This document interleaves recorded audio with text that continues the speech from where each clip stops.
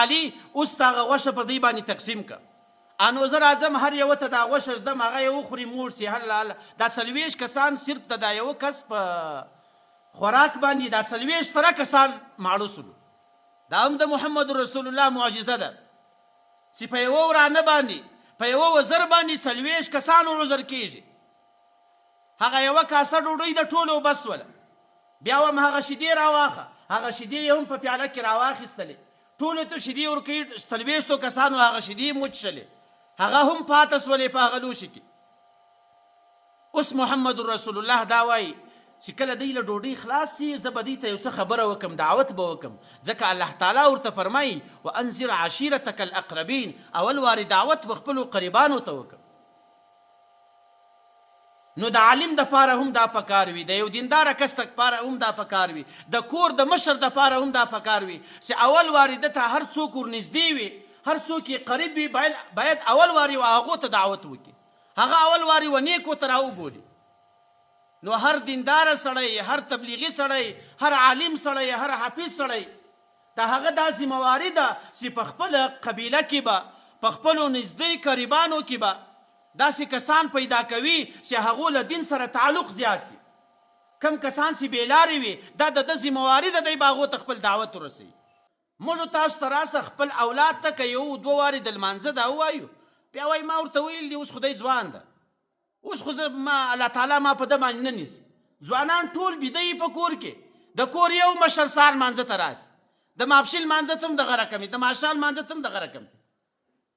څوک یې په دکان کې کوي څوک یې کور کوي څوک یې پر روډ باندې کوي څوک یې په میداني کې کوي د سهار لمونځ خو ده پاته پلار څه وایي پلار صرف په دې باندې ځان خلاص کړی ده وایي اوس خو ده واده وکړو بچیان یې د بالغه سو زه خلاص یم یا ته نه یې خلاص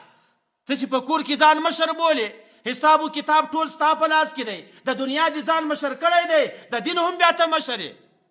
د دغو ځوانانو پوښتنه له تا کېږي خامخا الله تعالی فرمایي یا ایها الذین آمنوا قوا انفسکم واهلیکم نارا خپل ځان له اوره وساته واهلیکم نارا او خپل عیال له اوره وساته له کومه اوره یې وساته وقودها الناس والحجاره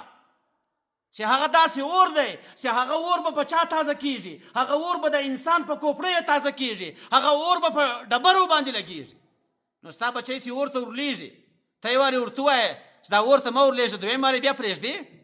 دریم وارې پرېږدې څلرم وارې پرېږدې حتی ځان به اور ته ورواچې لیکن بچی به اور ته نه ورواچې دا خو زموږ په سترګو باندې نه وینو د دغه اور چې لږ موږ تاسو په دماغ کې د دې سوچ و فکر پروت وای او هغه اور مو را لحاظوئ چې د دنیا اور و هغه ته داسې یېسي چې د دنیا په اور کې به انسان ته خوب ورسي که هغه اور وویني نو د دنیا و اور ته موږ خپل اولاد نه پرېږدو لیکن د آخرت په اور ته مې پرېښی دی هغه بچان په کور کې ماخستن تر 1 او 2 بجو پرې فیسبوک یو قسم اوس ګیمونه راوتلي دي په هغو ګیمو باندې مصروف وي ته باندې خبر یې تر 2 بجو دا سړی ویسته لیکن هغه بچی و چاته نه راپورته کوي ولمانځه ته والله بالله تالله به پوښتنه درڅه وشي صرف په دې نه خلاصېږي چې ما څو وارې ورته ویلي دي نن دی بالغه ده که بالغه ده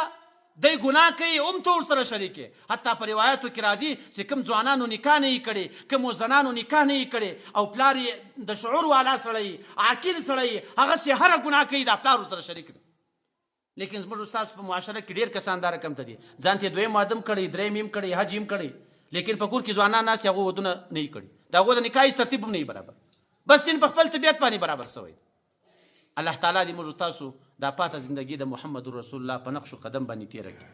واخر دعوانا